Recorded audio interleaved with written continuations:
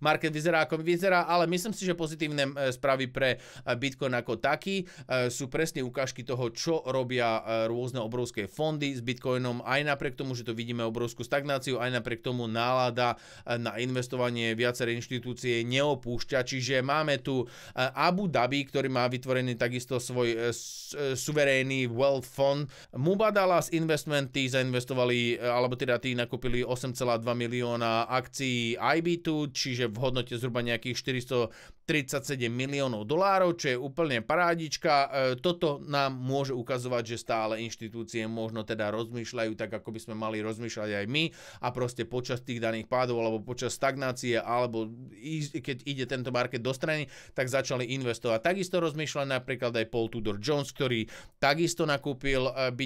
bitcoinové ETF v hodnote 445 miliónov dolárov, čiže toto je ďalšia pozitívna správa, hej, už tu nie sú len také tie opakujúce sa mená, aj keď, hej, myslím teda na MicroStrategy, alebo teda už Strategy, ale vidíme tu ďalšiu spoločnosť, napríklad hedžový fond Millennium, ktorí takisto zainvestovali do Bitcoinu zhruba iba nejakých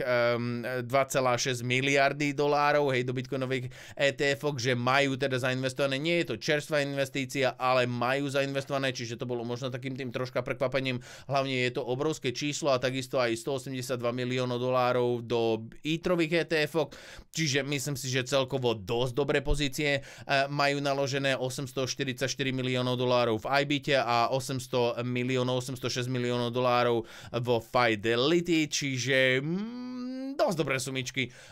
Takže vidno, že predsa len viaceré spoločnosti sú dosť hlboko naložení. Takisto aj penzijné fondy, penzijný fond vo Wisconsine, ten takisto zainvestoval a nakúpil znova ďalšie bitcoiny, konkrétne v hodnote 321 miliónov dolárov. Čiže toto sú všetko len a len pozitívne správy do budúcna a mali by sme sa presne tak zariadiť, ako sa zariadili práve tieto dané